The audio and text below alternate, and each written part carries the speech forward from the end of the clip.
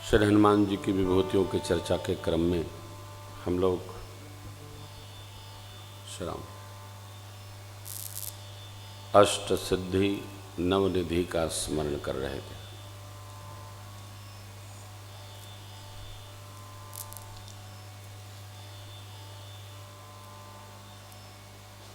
हम जो जान जाते हैं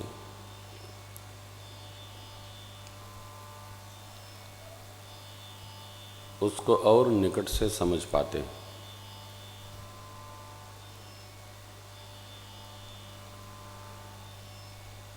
तो जो बात समझ में आ जाती है उसी बात को हम जीने का यत्न करते हैं।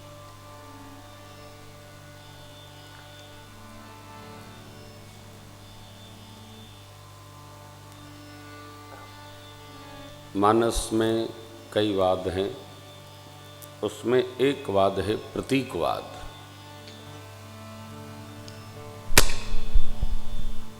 प्रतीकवाद के प्रणेता है प्रातस्मरणीय पूज्य पंडित राम किंकर जी उपाध्याय महाराज।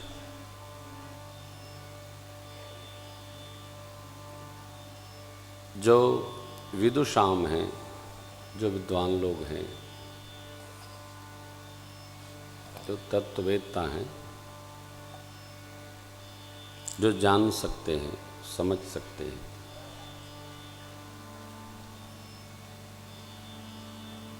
पूज्य पंडित जी को सुनते थे। उस पर बहुत चर्चाएं भी होती थी।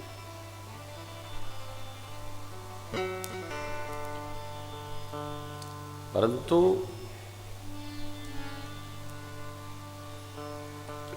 पूज्य पंडित जी की कथा की इतनी ऊंचाई थी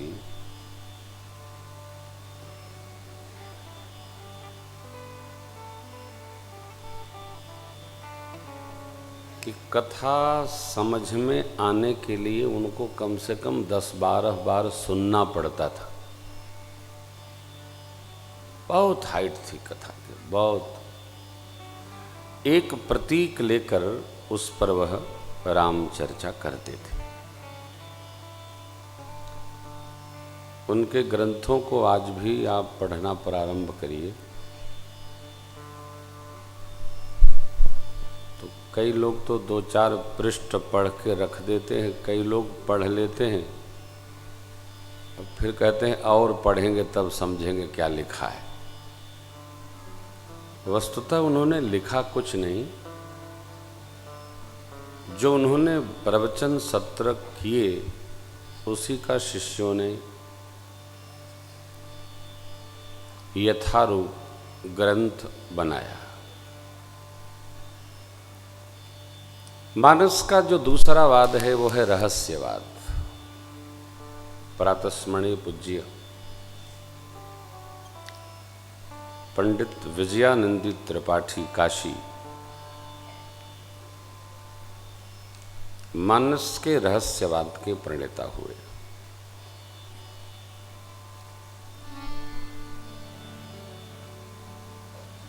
तीसरा वाद्य है सिद्धांतवाद। यह वाद जिसने जैसा, वैष्णव है तो वैष्णवता के अनुसार, शैव है तो शैव पंथ अनुसार, शाक्त हैं तो शाक्त भाव अनुसार,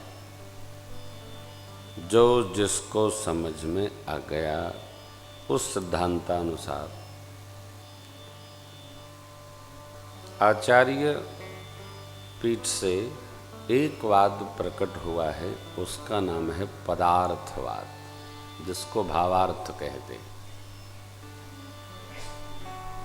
प्रातस्मरणीय पूज्यपाद गोस्वामी तुलसीदास जी महाराज ने किन किन भावों से श्री रामचरितमानस जी में, कवितावली रामायण में, गीतावली जी में, दोहावली जी में, श्री पार्वती मंगल में, श्री रामलला नहचू में, श्री हनुमान बाहुक में, श्री हनुमान चालीसा में और भी जितने ग्रंथ विनय में जो चरित्र लिखा, निवेदन किया, उस पद में क्या है, इसका अर्थ प्रातस्मरणि पूज्यपाद गुरुदेव भगवान श्री तुलसी पीठाधीश्वर सरकार ने किया।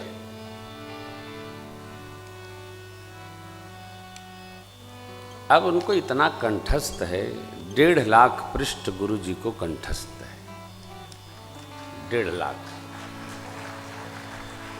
तो एक बात कोई कहते हैं तो दूसरी बात वहीं उपस्थित हो जाती है, फिर तीसरी आती है। तो एक ही बात को सिद्ध करने में गुरुदेव भगवान 50 बात लाके रख देते हैं। तो उनके लिए तो बड़ा कठिन है क्रम में जाना। तो यदा कदा आपने सुना होगा, गुरु जी कहते हैं जैसे केले के पात में पात, वैसे जगत गुरु की बात में बात। इतनी बात, केले को आप छेलते जाइए, 1 निकला, 2 निकला, 3 निकला, ऐसा है। ये जो निधियां हैं, ये निधियां हमारे आपके सबके पास है।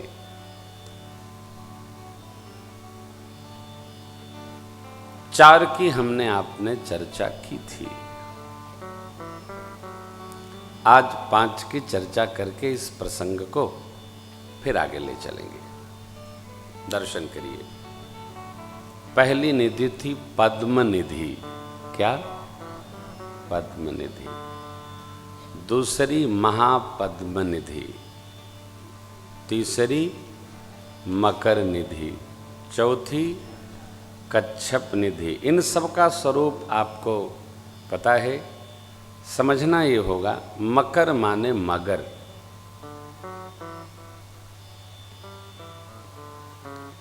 मगर का जैसा स्वरूप है, इस निधि का वैसा स्वभाव है। मकर मजबूत है, बलशाली है, जिसको पावे उसको रख लेवे,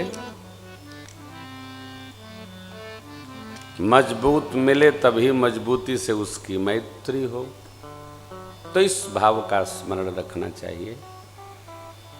जो बलशाली लोगों से ही मैत्री बनाने के लिए उद्यत रहता है, उसके पास भी मकर निधि है। इसका स्वभाव तमोगुणी होता है। बल का गौरव मानना, आयुध पर अभिमान रखना, ये मकर निधि के रहने से जीव में उत्पन्न होता है। कमजोर आदमी से वो मैत्री ही नहीं करेगा।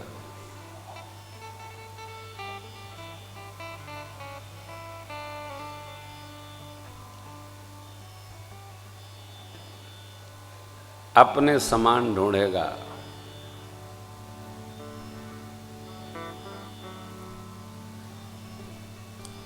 वीरत्व ढूंढेगा।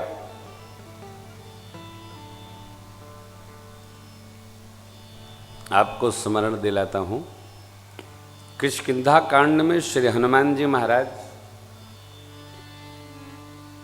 प्रभु और श्री लक्ष्मण महाराज से कहते हैं, नाथ शैल पर कपिपति रहई। कौन रहई? कपिपति।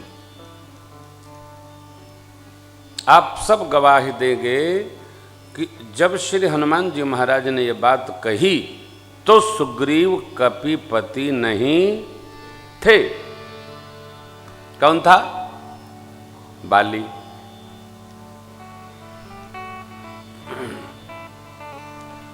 श्री हनुमान जी महाराज असत्य क्यों बोलेंगे? कोई भी श्रेष्ठ व्यक्ति अकारण असत्य क्यों संभाषण करेंगे?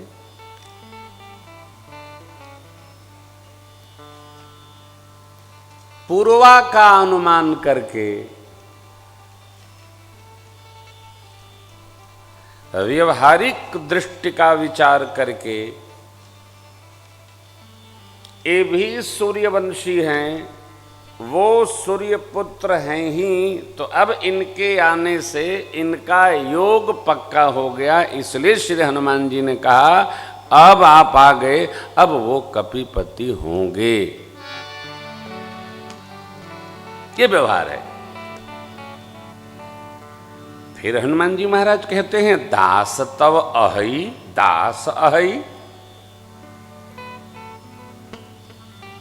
ध्यान रखिएगा, जो बलशाली आदमी, ऐश्वर्यशाली जीव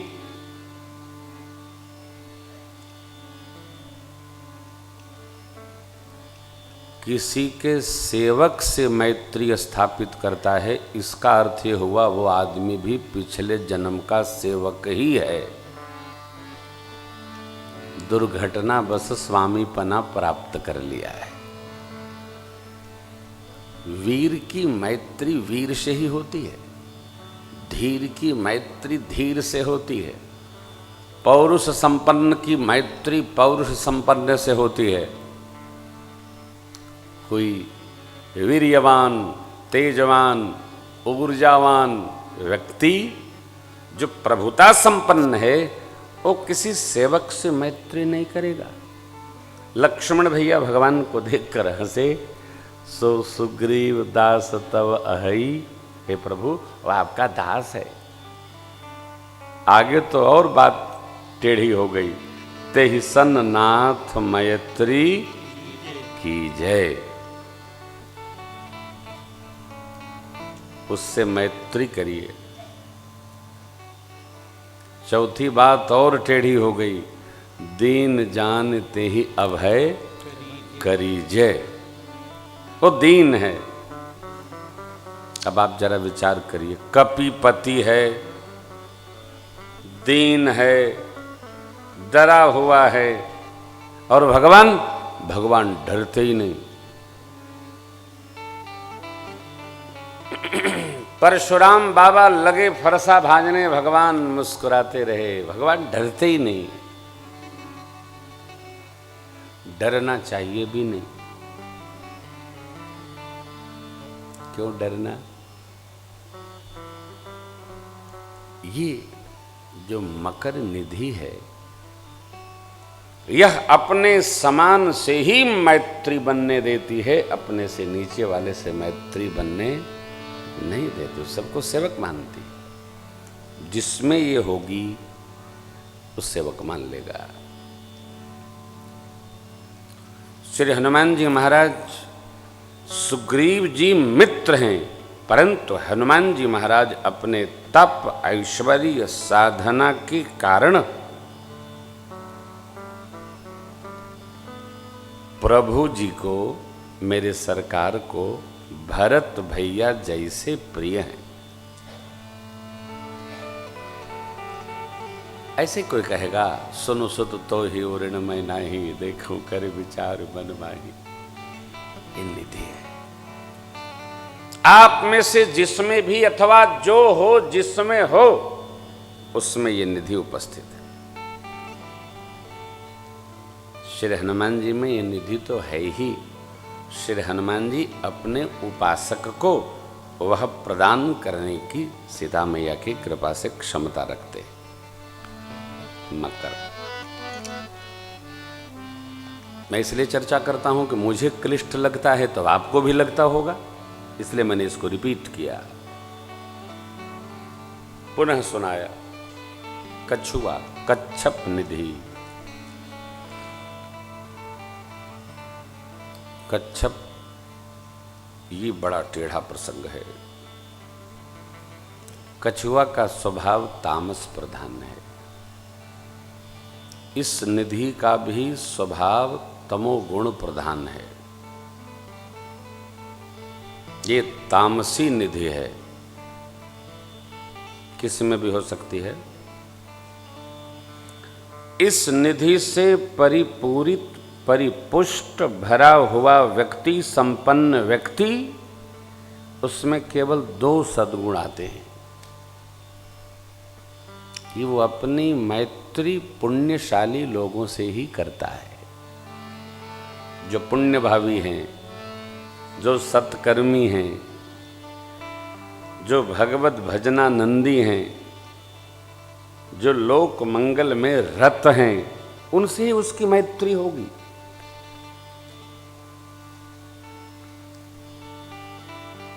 जैसे कछुआ का स्वभाव है कि विपरीत परिस्थिति देखते ही अपने सारे अंग अंदर समेटकर और चुपचाप बैठ जाता है। आप पीटो, आप ठोको, पलट दो, डंडा मार दो, हथौड़ा का घन बजा दो, कोई फर्क नहीं पड़ता।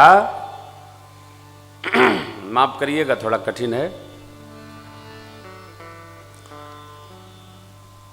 कच्छप निधि संपन्न जीव, उसके पास जितनी संपदा होती है सबको समेटकर कछुआ की तरह अंडर कुंडली मार के बैठ जाता है।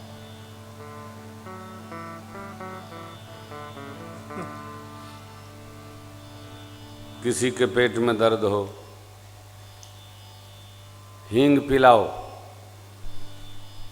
बुखार है, जो सादा पिलाओ। दीपावली आ गई, दिया लाना है, घी लाना है, बाती लाना है।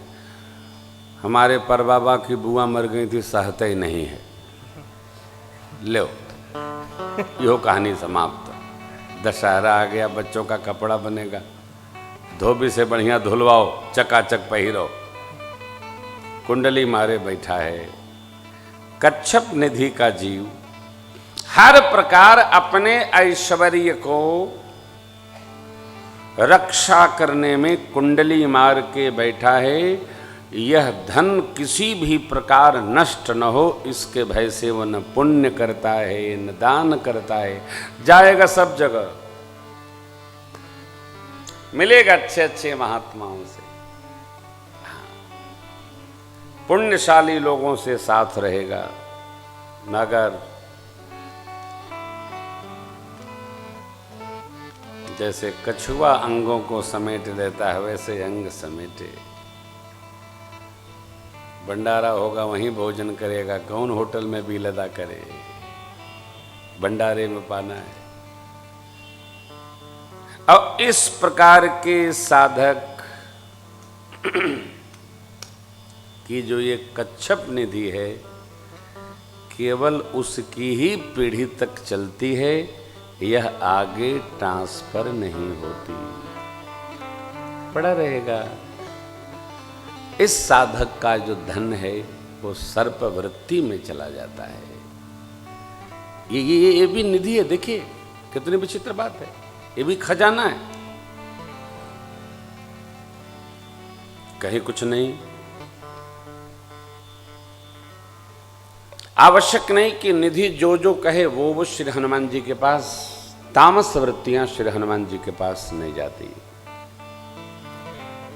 पुण्यात्माओं का संयोग मिलना, श्री हनुमान जी का सुग्रीव से अंतरंग भाव बैठना, भगवान का दिव्य कांचन संयोग, जिसमें यह भाव हो, समझिए कच्छप निधि उसमें उपस्थित है। श्री हनुमान जी महाराज भगवत कार्य में विभीषण से भी मैत्री स्थापित की। अरे भाई, इतने राक्षस थे, किसी से मित्रता कर लेते नहीं, पुण्यात्माओं से ही मैत्री होती है। इसलिए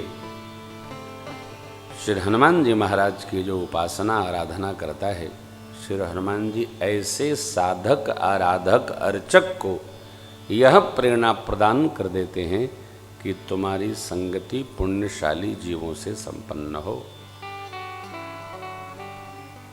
अब पांचवी जो निधि है, इसका नाम कल आपको सुनाया था, मुकुंद निधि है। इसका स्वभाव रजोगुणी है। मुकुंद निधि जिस जीव के ऊपर, जिस जीव के जीवन में उपस्थित हो जाए, साधन साधना के व्यवहार के परिणाम स्वरूप उस जीव का स्वभाव रजोगुणी हो जाता है।